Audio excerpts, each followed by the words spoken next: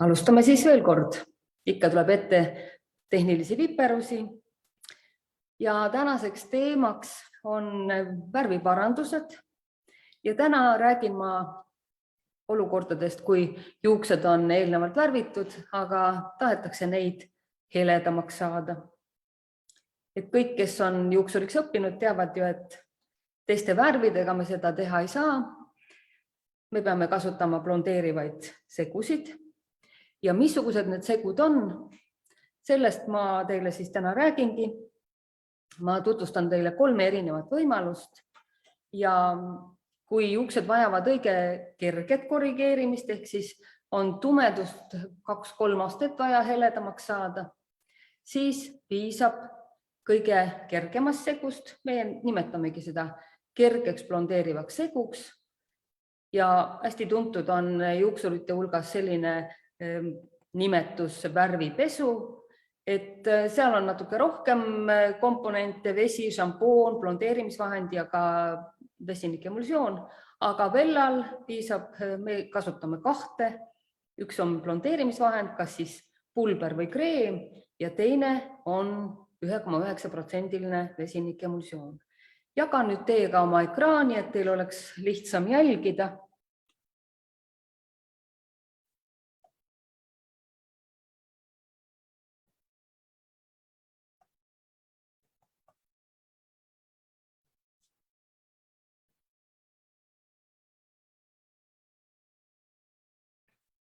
Nii, ja kohe näitan teile ka retsepti, kuidas seda kerget blondeerijat segada kokku.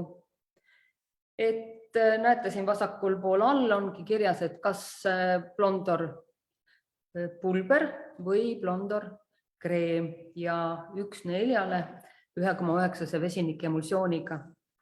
Kantakse kuivadele juustele ja vaadatakse, kus on kõige tumedamad osad, sealt alustatakse ja alati peab blondeerimise igasuguste toimingute juures väga hoolega jälgima, kuidas see protsess kulgeb ja peab ka vaatama, et kui näiteks osa juustest, juukse juurtelt on loomulikud juuksed, siis sinna seda segu, isegi kui ta on nii kerge segu, ei tohi kohe kanda. Hoida tuleb kuni 30 minutit, tuleb jälgida, et kas sobilik heledus on saavutatud. Ideaalis peaks see olema pooltooni heledam kui see, milleni te tahate välja jõuda. Siis loputate juuksed puhtaks, pesete šampooniga ja neutraliseerite. Ja millist šampooni kasutada ja millega neutraliseerida, sellest räägin siis, kui ma olen teile näidanud ka järgmist võimalust. Aga enne vaatame lihtsalt ühte näidet, et kui on niisugused juuksed, mis ei olegi väga tumedad, kuid on näha, et neid on eelnevalt toonitud ja kui tahetakse selliseid juukseid saada, ütleme 2 tooni heledamaks lõppkokkuvõttes, siis oleks mõistlik kõigepealt need eelmised toonid siit juustest välja saada. Ja selle jaoks võikski näiteks kasutada seda sama kerget, puhastavat, blondeerivat segu. Kui aga juuksed on tumedamad või nad on hästi ebaühtlased, võib ka ju olla, et juuksed on välja kasvanud, mingi osa on mingi tugevama värviga ja otsad on hoopis heledamad, siis tuleb kasutada natukene tugevamaid segusid. Ja siin on nüüd näha, mida siis võiks kokku segada. Samamoodi kindlasti üks osa on blondeeriv toode, näiteks see sama blondeeriv pulber, multiblond powder ja sinna juurde segatakse kas 4% või 6% vesinik. Ja ikka alustatakse kõige tumedamatest piirkondadest kuivadele juustele ja ikka see sama, et loomulike juuste peale seda segu ei tohi kohe kanda, vaid alles siis, kui näiteks see eelnevalt värvitud osa juba näitab märke, et see on heledamaks läinud. Mõjuda võib kuni 50 minutit, jälle hoolega kontrollida ja lisasoojust siin ei soovitata kasutada. aga seejärel loputatakse juuksed puhtaks, pestakse šampooniga ja neutraliseeritakse. Näitan teile mõningaid näiteid, missugused võivad olla värviparandust nõudvad juuksed. Näiteks, kui on silmnähtavalt selline suur erinevus, näha on, et need heledad osad, need on kindlasti blondeeritud ja väljakasv loomulik osa on üsna pikk, siis siin tuleb ka blondeerimist teha kahes osas. Kõigepealt nii, et peanaha lähedasele 2–3 sentimeetrile kõigepealt toodet ei pane. Esimene ring läheb siis kaugemale ja siis teise korraga juba kantakse ka peanaha lähedale. Siis on näiteks selline kirjupilt ja kui tahetakse näiteks saada lõpptulemuseks ühtlast heledat, nii nagu on juukse otsad, siis mina soovitaks alustada kõigepealt sellest pruunikamast, oranžikamast osast ja liikuda sealt edasi siis loomuliku tumeda osa peale. Ja need heledad osad jätta täiesti alguses mängust välja ja võib-olla alles lõpus mõneks minutiks ka kanda segu nende peale, et toon ühtlane tuleks. See on tehniliselt muidugi üsna keerukas töö ja jälle väga hoolega peab jälgima, et kuidas protsess kulgeb. Ja siin mina julgeksin kasutada näiteks 6% segu. Siis edasi siin on asi veel keerukam ja siin on täiesti kindel, et alustama peaks sellest tugevast värvitud osast. See tuleb saada ikka paari tooni võrra vast heledamaks ja siis liikuda edasi sellele tumedale välja kasvanud osale. Seal on loomulikud juuksed ja see hele osa tuleb mängust välja jätta. Nii et alles lõpus võib selle siis kokku viia ülejäänud osadega, aga jälle hästi hoolikalt tuleb jälgida, kuidas protsess kulgeb ja seda tuleb teha mitmeid kordi. Siis siin samamoodi näha, et enne ja pärast erinevus on muidugi väga muljet avaldav ja siin võib teha, kas siis toonida või kas blondeerida juuksed alguses ühtlaselt heledaks ja siis hakata juba sinna erinevaid toone peale kandma ja neid siis omavahel ühendama või on ka muidugi võimalusi ja tehnilisi lahendusi, et näiteks seda teha balayaaži tehnikas, aga võib ka teha kõigepealt lihtsalt juuksed ühtlaselt heledaks ja siis neid toonima hakata. Nii. Peale seda, kui me oleme juukseid blondeerinud, siis on juuksed üsna suures stressis ja neid tuleb hoolega hooldada ja selleks sobib väga hästi üks sari, mille nimi on Fusion, seal on šampoon, balsammask ja veel üks erihooldus ja neid kõiki võib ka kodus hiljem kasutada ja kogu see sari on väga-väga hea just blondeeritud ja heledaks värvitud juustele. Et mis teeb selle sarja veel hästi huvitavaks on see, et selle loomisel on saadud inspiratsiooni just loodusest ja ämblikusiidist. Et see on üks kõige tugevam looduslik materjal ja samamoodi siis Fusion tooted annavad juustele, juukse sisestruktuurile tugevust, vastupidavust, siidisust ja samas jätab juuksed kergeks. Ja on näha siin veel, et siin on mikroniseeritud lipiidid ja tugevasti saavad juuksed täiendust aminohapetega, nii et see on suurepärane just heledatele, heledaks värvitud ja blondeeritud juustele.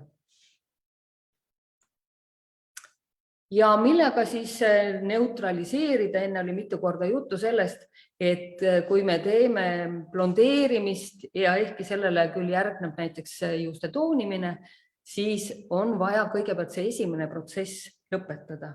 Ja selleks sobib ideaalselt Blondor Blond Seal and Care stabilisaator, see on selline balsamilaadne, hästi meeldiva lõhnaga toode, mida tuleb hoida 3–5 minutit juuste peal ja siis hiljem välja loputada.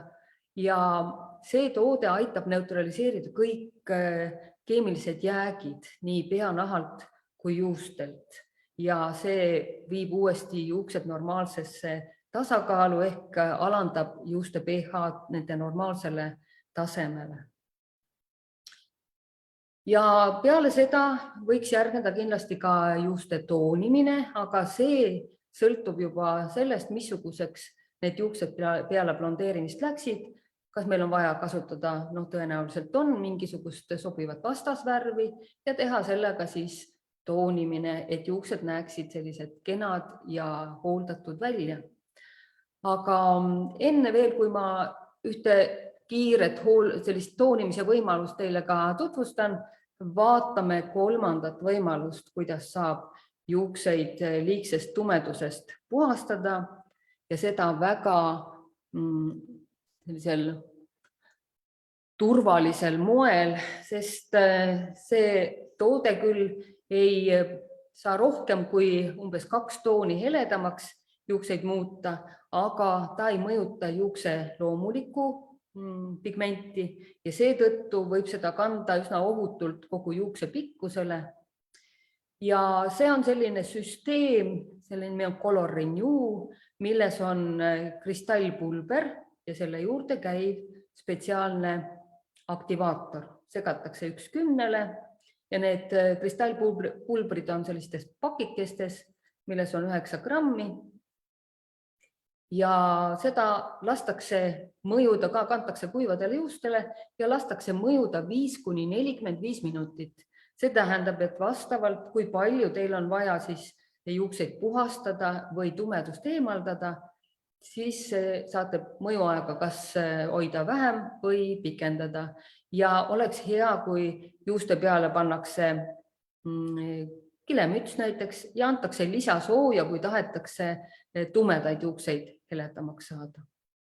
Ja heledate juuste puhul, mis on natukene võib-olla muutunud selliseks pisut nagu määrdunuks, et toon ei ole enam selline särav, värske, siis ka sellistele juustele sobib selline kerge puhastav toiming.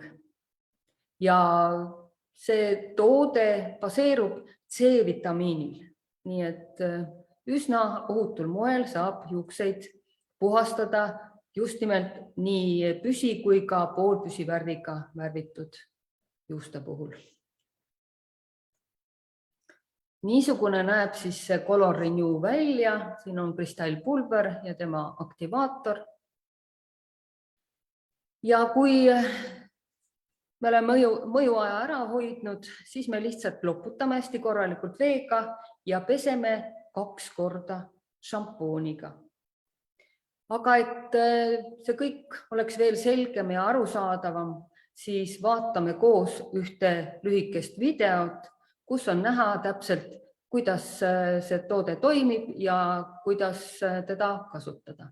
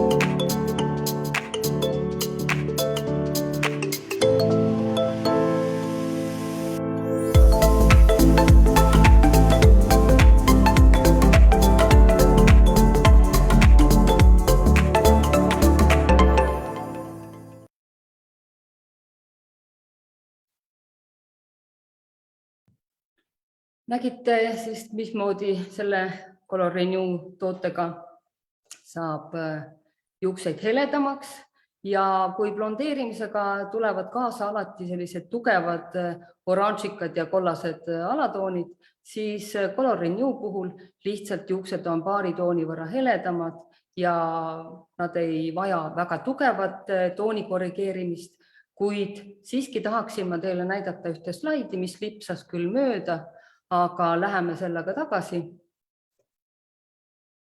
Ja siin on ühe väga populaarse läiketeenuse ehk siis glossingu retsept. Seda võib kasutada nii peale kerget värvi eemaldamist blondeerimissegudega kui ka peale Color Renew'd. Sest et tavaliselt, kui me oleme selle puhastava etappi ära teinud, siis see jääb kõik pooleli, kui me ei lõpeta seda toonimisega ja toonimine sõltub siis igast juuksest juba konkreetsel juhul, mida sinna on vaja valida. Aga näete, siin on 3 komponenti, alati 2 komponenti on üks ja sama, see on 1,9 vesinik ja üks osa, mis jääb, on alati post-color treatment, see on ka värvistabilisaator ja kolmandaks on püsivärvi värv. Kas see on siis Illumina Color värv või Coleston Perfecti värv, et vastavalt siis teie eelistusele, millise tooni te välja valite, segate kõiki neid 3 võrdses osas ja kannate 5–10 minutiks juustele ja seejärel loputate ja võite ka kasutada balsamit.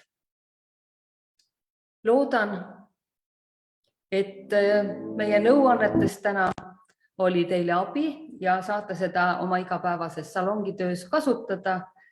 Ja vaadake meid juba siis järgmisel nädalal, siis on teemaks uudne värvitehnika, üks huvitav uus lähenemine, kuidas hallisegustele juustele anda trendikat välimust. Ja kõike head teile ja juba järgmisel nädalal näeme.